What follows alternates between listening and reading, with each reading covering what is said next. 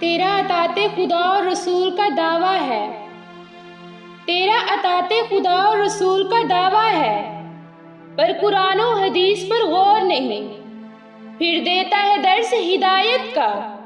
ارے ملا تو منافق ہے، کوئی اور نہیں۔ ترجمے، تفسیریں، مسجدیں، انسانوں کی تقسیم فرقوں کے نام پر اور ہدایت کے نام پر ہر جگہ فساد، کیا یہی دین خدا ہے؟ اس کا جواب اس ویڈیو سے باحوالہ الہامی کتابوں اور احادیث سے سنیں۔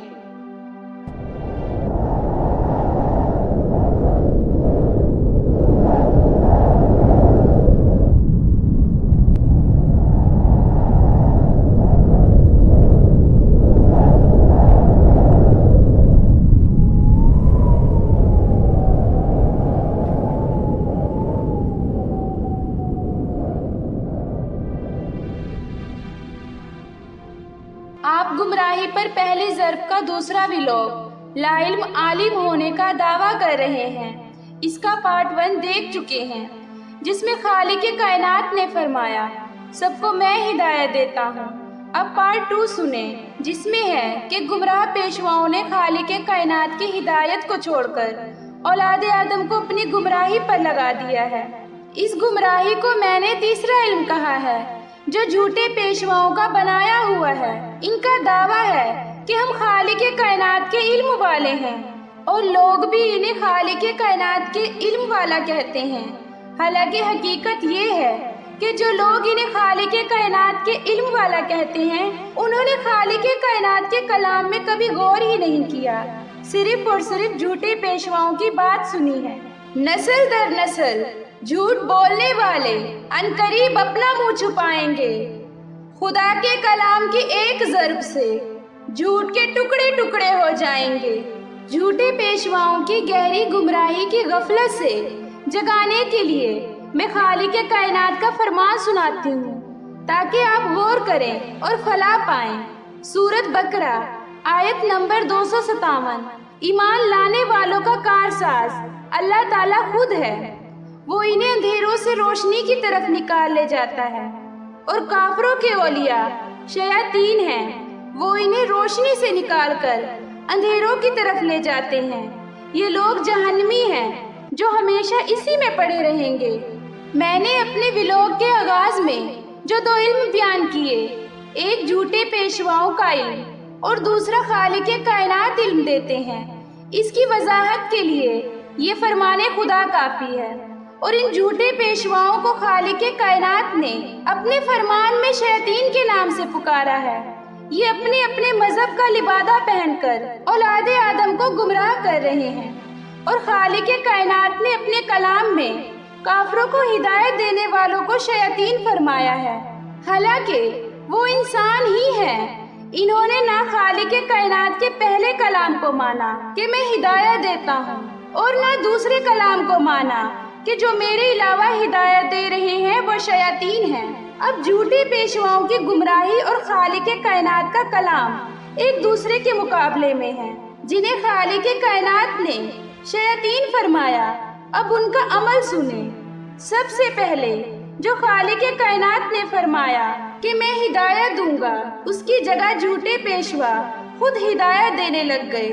پھر خالق کائنات نے فرمایا مجھے مضبوطی سے پکڑو، تو ان گمراہ پیشواؤں نے خالق کائنات کے وجود سے ہی انکار کر دیا اور کہہ دیا کہ وہ بے مثل بے مثال ہے، اور دوسرا اس کو نور کہہ دیا، یعنی لائٹ۔ ان کا پہلا جھوٹ کہ خدا کا وجود نہیں ہے، اس کی وضاحت آپ کلپ خدا کو بے مثل بے مثال کہنے والے گمراہ ہیں میں دیکھ لیں گے، اور دوسرا جھوٹ کہ خالق کائنات نور ہے، اس کی وضاحت آپ کلپ گمراہ ہیں جو خالق کائنات کو نور کہتے ہیں میں دیکھ لیں گے۔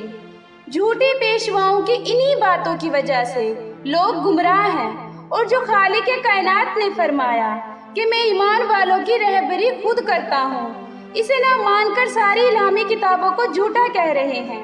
بس جب سے دنیا بنی ہے، خالق کائنات کے ہادی اور چند لوگوں کے سوا کسی نے خالق کائنات کی طرف رجوع ہی نہیں کیا، اور اپنی قیاس آرائیوں پر عمل کرتے آ رہے ہیں۔ بس جنہوں نے خالق کائنات کے کلام میں غور نہیں کیا ان کے بارے میں فرمان خدا سنے۔ سورۃ بقرہ آیت نمبر 18۔ بہرے، گونگے، اندھے ہیں پس وہ نہیں لوٹتے۔ یوں تو یہ بہت سخت کلام ہے، لیکن پھر بھی کلام کے آخر میں خالق کائنات فرما رہے ہیں کہ وہ میری طرف نہیں لوٹتے۔ اگر سب اپنے ہادی کی دی ہوئی ہدایت اور فرمان خدا پر غور کر کے عمل کرتے تو زمین پر کوئی شخص بھی گمراہ نہ مرتا۔ بس جھوٹے پیشوا اپنے مفروضوں کی درسگاہیں کھول کر انسان کو گمراہ کرتے رہے اور کر رہے ہیں، اور خالق کائنات سے علم لینے کے بجائے اپنے مفروضوں کے کورس بنا کر علم، دانائی اور ہدایت کے سرٹیفکیٹ دے رہے ہیں۔ میں یہاں یہ بھی بتاتی چلوں کہ ہر مذہب اور ہر فرقے کی درسگاہ علیحدہ علیحدہ ہے، اور سب ایک دوسرے کو جاہل کہہ کر دستے گریباں ہیں۔ اگر ایک عام انسان ان کے اس عمل کو ہی دیکھ لے کہ ایک دوسرے کو جاہل اور کافر کہتے ہیں اور وہ عقل سے کام لے تو نتیجہ یہ نکلے گا کہ سب خالق کائنات کی ہدایت سے ناواقف ہیں، کیونکہ خالق کائنات کی ہدایت کے سامنے کبھی جھوٹ ٹھہر ہی نہیں سکتا۔ بس کسی کے پاس خالق کائنات کی ہدایت ہے ہی نہیں۔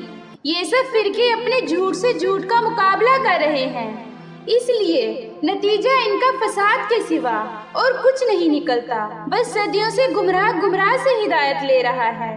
یوں جھوٹے پیشوا اپنی گفتگو اور عمل سے زمین پر جہالت پھیلا رہے ہیں اور دعویٰ علم کا کر رہے ہیں، حالانکہ جھوٹے پیشوا اپنے آپ کو اپنے لفظوں سے ہی جاہل اور جھوٹا کہہ رہے ہیں، لیکن وہ اپنے لفظوں پر غور نہیں کرتے، کیونکہ وہ کہتے ہیں کہ ایک مسیحا آئے گا جس نے خالق کائنات کی ہدایت اور زمین پر امن قائم کرنا ہے۔ تو اس سے ثابت ہو گیا کہ ان کے پاس ہدایت بھی نہیں ہے اور وہ گفتگو بھی نہیں ہے جس سے امن قائم ہو۔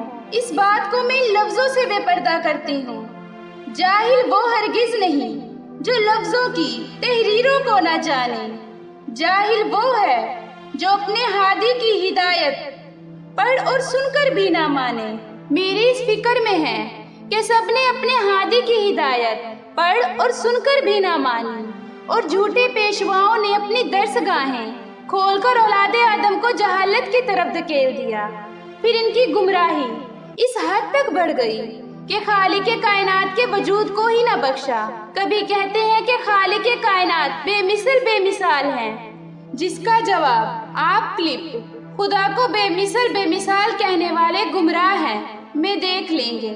اور کبھی کہتے ہیں خالق کائنات نور ہے، جس کا جواب گمراہ ہیں جو خالق کائنات کو نور کہتے ہیں میں دیکھ لیں گے۔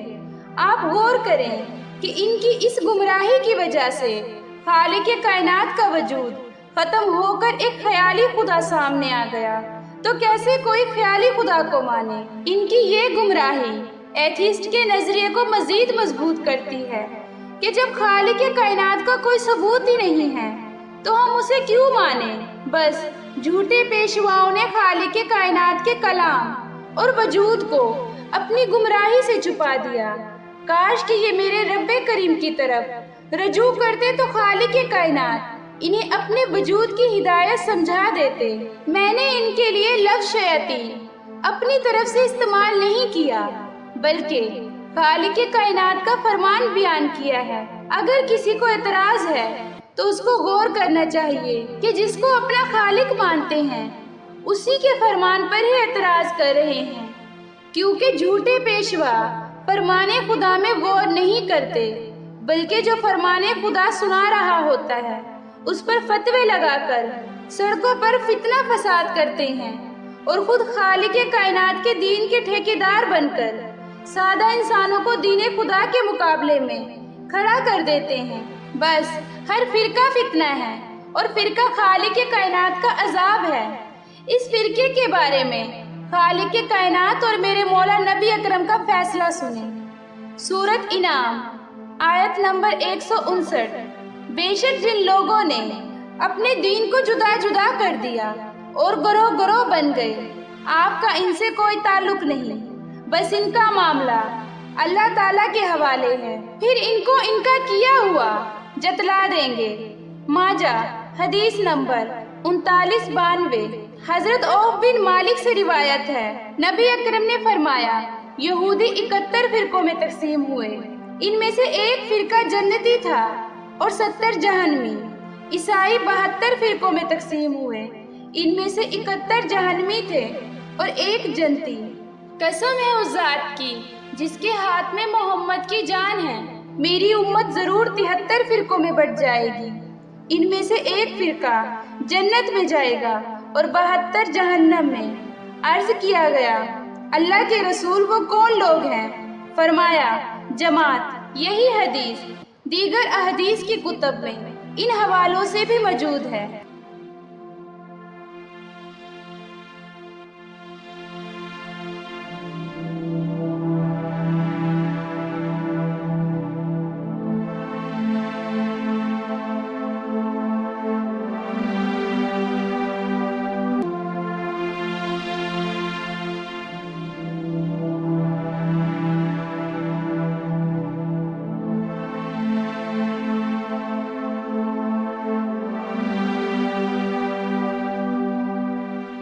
خالق کائنات نے ان کے بارے میں سزا کا اعلان کیا، اب وہ سنیں۔ سورۃ انعام آیت نمبر 65۔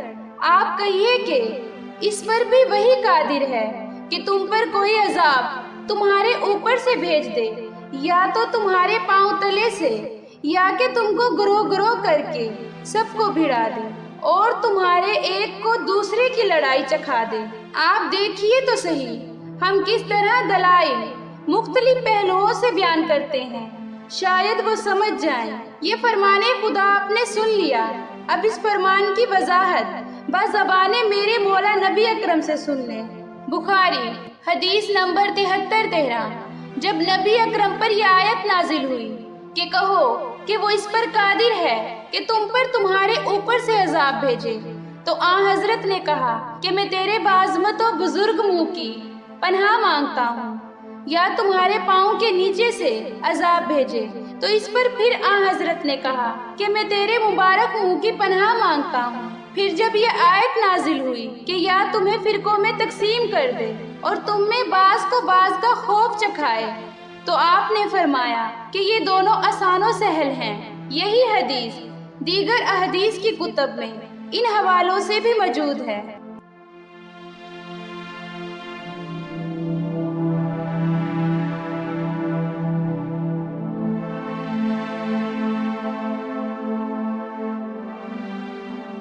آپ نے فرقہ بندی والوں کے بارے میں عذاب سن لیا، جو کہ یہ ملا کبھی بھی بیان نہیں کرتے، بس لوگوں میں ابلیس کی نافرمانی کا ذکر کرتے رہتے ہیں، لیکن اپنی نافرمانی پر غور ہی نہیں کرتے۔ بت پرست ہو یا فرقہ پرست، سب کا یہی حال ہے، بلکہ یہ ابلیس کو خالق کائنات کا نافرمان کہتے ہیں اور خود کو فرما بردار کہتے ہیں۔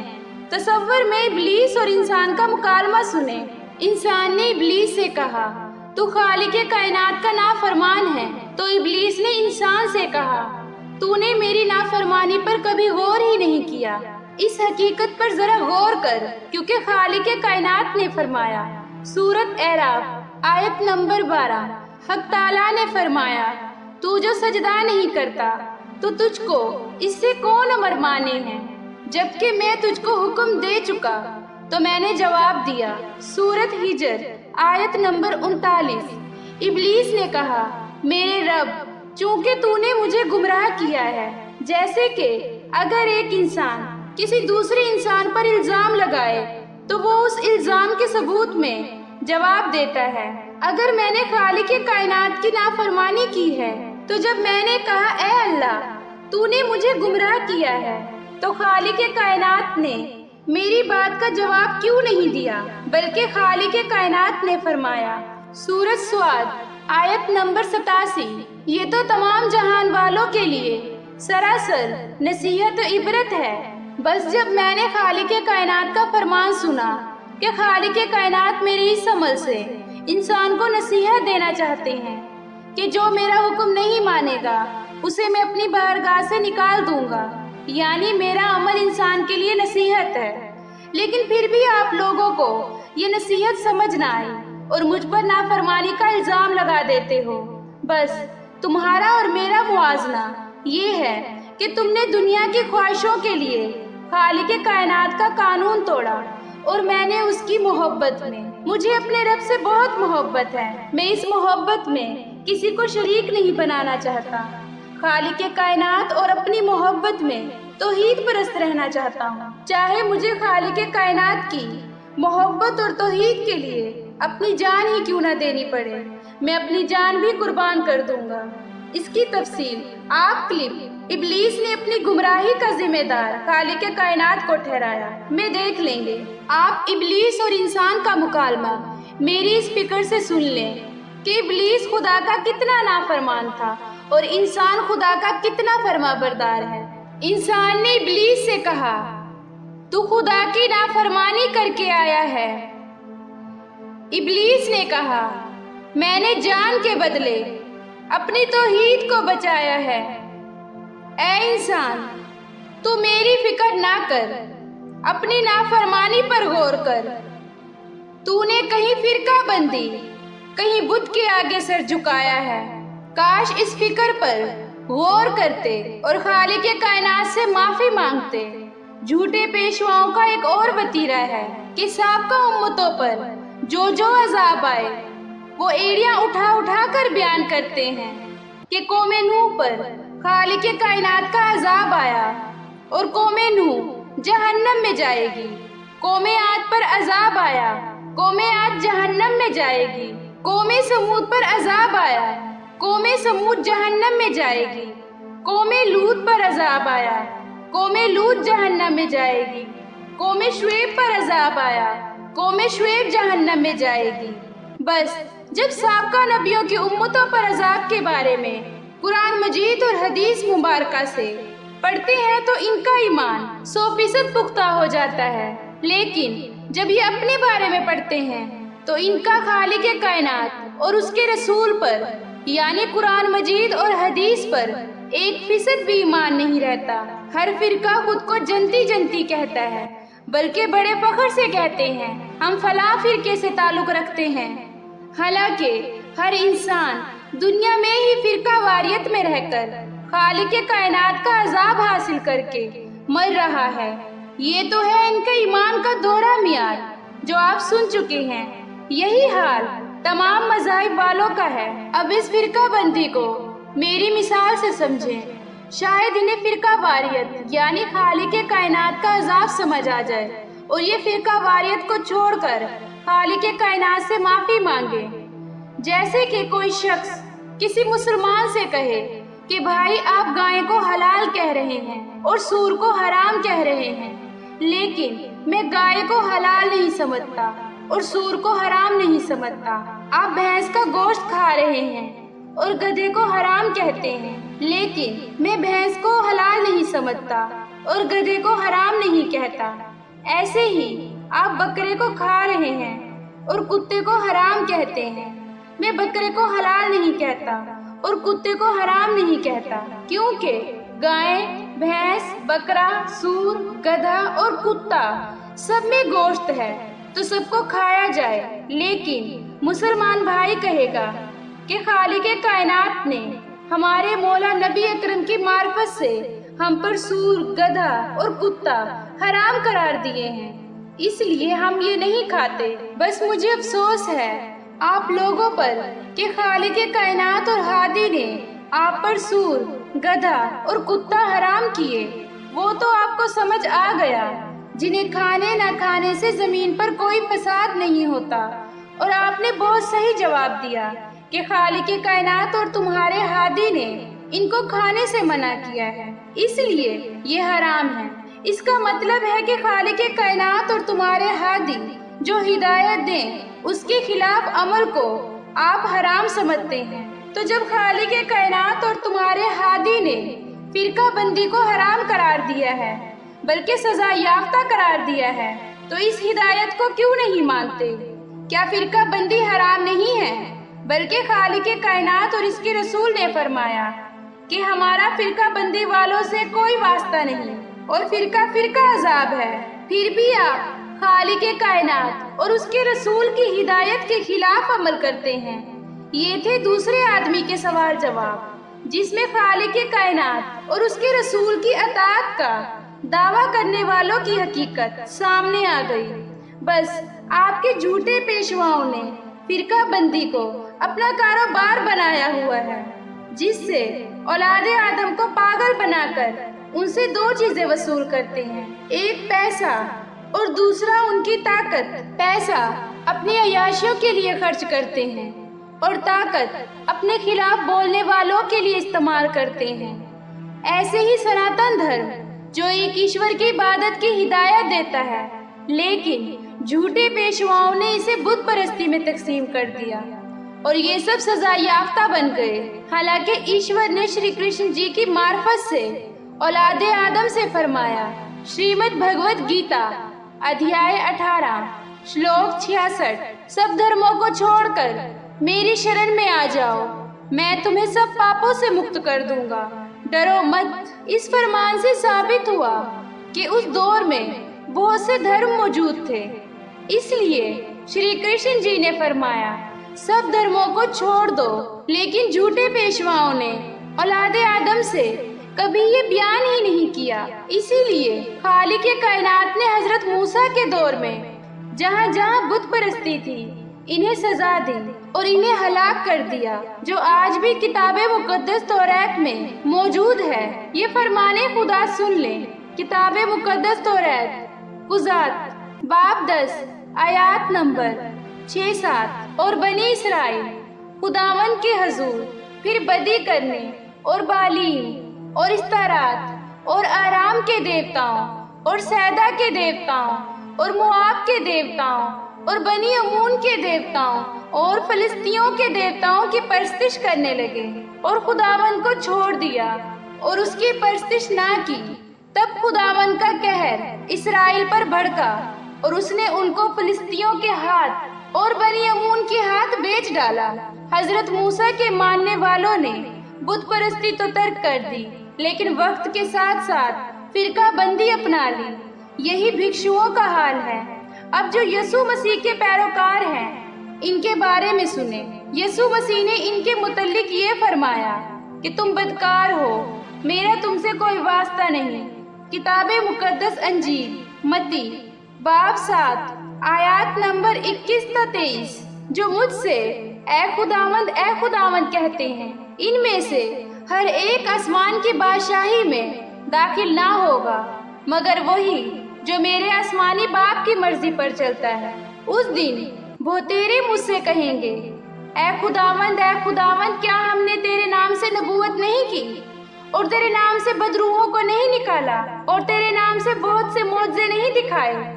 उस वक्त मैं इनसे साफ कह दूंगा कि मेरी कभी तुमसे वाकफियत न थी। ऐ बदकारों, मेरे पास से चले जाओ।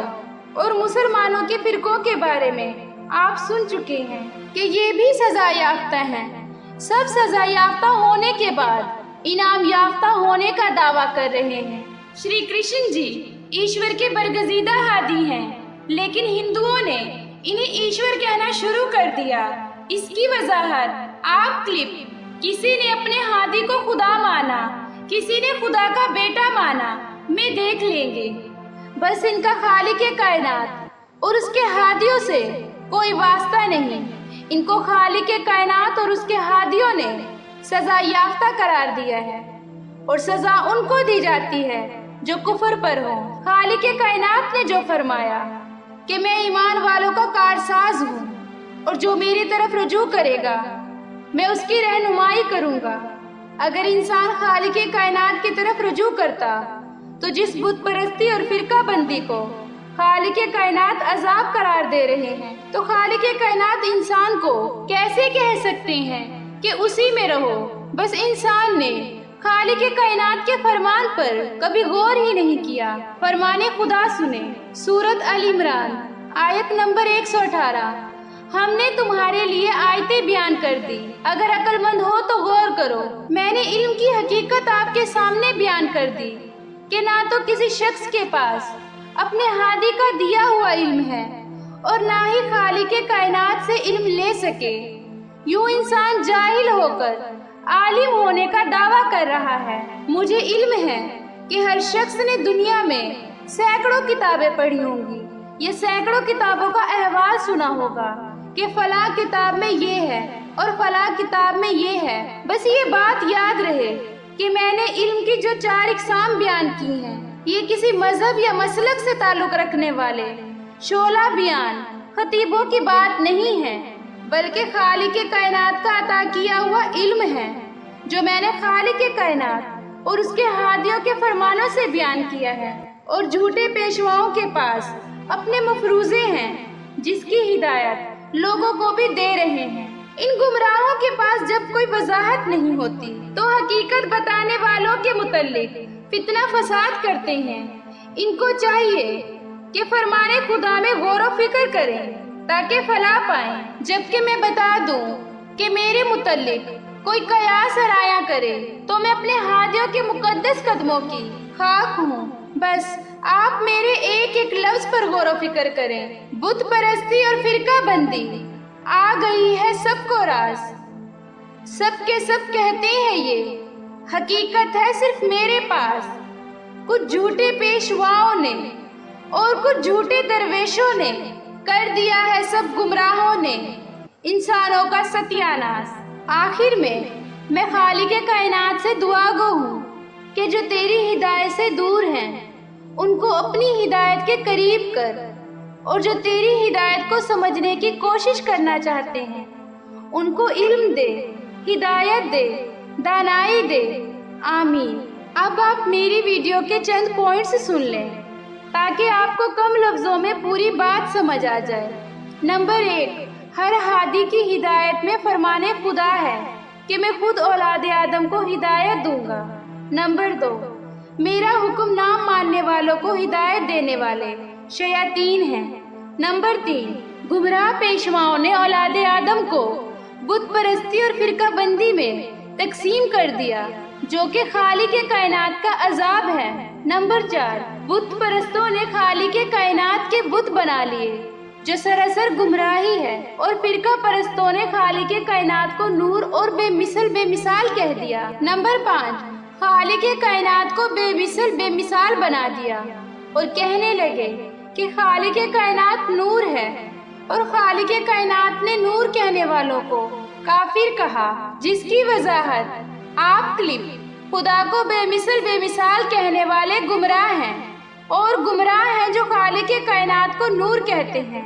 मैं देख लेंगे। मैं एक बात बयान कर दूं कि आपने मेरी जितनी बातें सुनी वो फरमाने खुदा और खुदा के भेजे हुए हादियों के फरमानों से बाहर नहीं थी। मेरा अगला विलोग है, खालिक कायनात का इल्म हासिल करो और जिंदा रहो। इस विलोग में मैंने जो बयान किया वो औलाद आदम के लिए एक अनहोनी बात है, क्योंकि जब से दुनिया बनी है खालिक कायनात का दिन चंद लोगों के सिवा औलाद आदम ने अपनाया ही नहीं, तो बात तो नहीं लगेगी और ज़हन हरगिज नहीं मानेगा। फिर आखिर अल्लाह से मुलाकात कैसे होगी, वो कैसे इल्म देगा? तो वो सिर्फ और सिर्फ हर हादी की हिदायत पर अमल करने से होगा। बस हर हादी का अमल भी हर इल्हामी किताब से आपके सामने आ जाएगा। इंतजार करें और गिड़गिड़ा कर अपने रब से माफी मांगें और बुत परस्ती, फिरका बंदी को छोड़कर इस बात पर ईमान रखें कि खालिक कायनात आपको खुद हिदायत देंगे। आखिर में सब औलाद आदम के लिए नेक तमन्नाओं के साथ खुदा हाफिज। मेरा हर विलोग इंग्लिश और उर्दू दोनों में होता है। तुम शौक से इस हकीकत पर कमेंट्स करना, मगर लफ्ज लिखते हुए खौफे खुदा से डरना।